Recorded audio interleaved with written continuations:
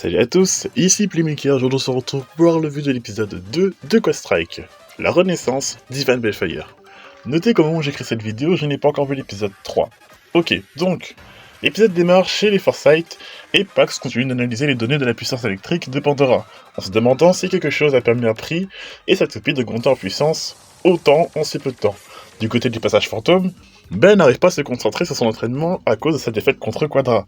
Ce qui énerve un peu Ranzo. Ranzo en a marre que Ben ne prenne pas au sérieux et décide de retourner au Brésil sur un coup de tête. Du moins pas tout de suite. Il hésite parce qu'il se souvient de tous les bons moments qu'il a eu avec Belle en saison 6 et même de la fois où il l'a choisi comme partenaire pour le tournoi à 3 avec Rachad et Valt. En plus, Anna n'a pas vraiment envie de voir Ranzo partir parce que ça lui rappellerait la fois où son frère est parti rejoindre le Nexus, donc le groupe de Rachad.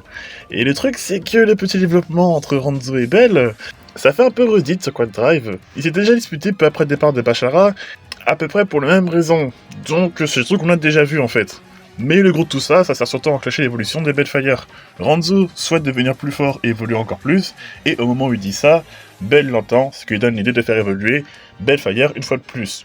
Et en même temps s'excuse auprès de Ranzo parce que Belfire lui a dit de s'excuser. Donc cette fois-ci, pas de tout pipété pour un perso principal, Dieu merci hein. Et oui, c'est une Takara full gear qui évolue en Hasbro, passez-y, c'est bon, tout le monde a fait la blague. Par contre, il y a un truc assez intriguant, c'est que Belle a l'idée du design de Divine en repensant aux runes élémentaires qu'il avait vues dans la zone d'énergie dans l'épisode 1. Ok, pourquoi pas. Ce sera sûrement expliqué par la suite, j'imagine, mais d'une manière ou d'une autre, il y a de gros indices comme quoi Divine semble être connecté au pouvoir des éléments. On va expliquer comment par contre. Satopi et Divine Belfire, Squadron Q, Garde Q plus Adventure 3. Squadron Q c'était le disque de Savage Cake V7. Le corps Belfire est c'est le même que celui de Belfire B7 en fait, avec Devastate. Là aussi dans les jouets. La pointe de base c'est Garde Q qui est de type défense, qui était déjà sur Guilty Lunar L7 dans les jouets aussi. Et plus Adventure est une nouvelle pointe bouclier de type attaque, basée sur Adventure chez Takara. Cette toupie est dans le même set que Pandora et les stadiums qu'on a vu dans l'épisode 1. Alors qu'on devait avoir un match entraînement entre Ranzo et Belle, Quadra débarque comme ça à le passage fantôme pour affronter Belle à nouveau. Sur la première manche, les deux toupies sont en mode bas sans point de bouclier, donc le mode centre de chez Hasbro. Belfire tank le Lightning Whip, donc le fouet foudroyant je suppose, de Pandora. Et les deux font égalité. En deuxième manche, ils passent tous les deux en mode bas avec point de bouclier, donc chez Hasbro le mode centre plus, et en accélérant au bon moment, Belfire esquive le Lightning Crash et enchaîne avant d'exploser Pandora avec son Divine Breaker. Quadra va être frustré et une certaine aura de feu va se dégager de son corps. Tiens, ça me rappelle quelque chose ça.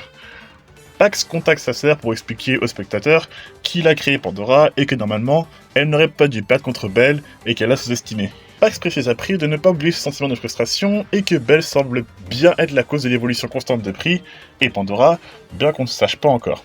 Pri qui va se présenter sous sa forme civile auprès de Belle et des autres pour venir s'entraîner au passage fantôme. Et évidemment, personne ne va la reconnaître parce que c'est le syndrome des lunettes de Clark Kent. Son identité était cachée parce qu'elle avait sa visière. C'est débile, mais plein de séries et films l'ont fait, donc voilà, on fait avec.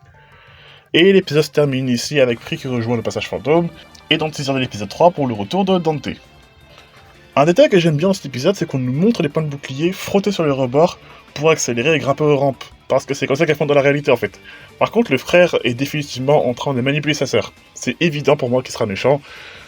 Tous les indices sont là en fait. Et c'est à peu près tout pour aujourd'hui. Un petit épisode de transition tranquille avec quelques petites pistes de scénario qui commencent à s'amorcer. Avant de terminer la vidéo, vous avez remarqué que le chibi a changé. C'est normal. En début d'année, je vous avais dit qu'il y aurait des changements sur la chaîne et des évolutions, et il était logique que mes chibis y passent. Depuis le temps que je les ai, ça fait quasiment 5 ans en fait qu'ils n'ont pas bougé. Mar aussi a le droit à son petit relooking, en espérant que ça vous dérange pas trop. Voilà, on fait un peu poney sur la chaîne pour à peu près tout, y compris sur le design de nos personnages. Comme pour les anciens chibis, les nouveaux ont été réalisés par Glory, et si son travail vous intéresse, je vous renvoie vers son Instagram dont vous trouverez le lien en description comme toujours. Sur ce, c'était Playmaker, on se retrouve pour l'épisode 3, et je vous dis à la prochaine.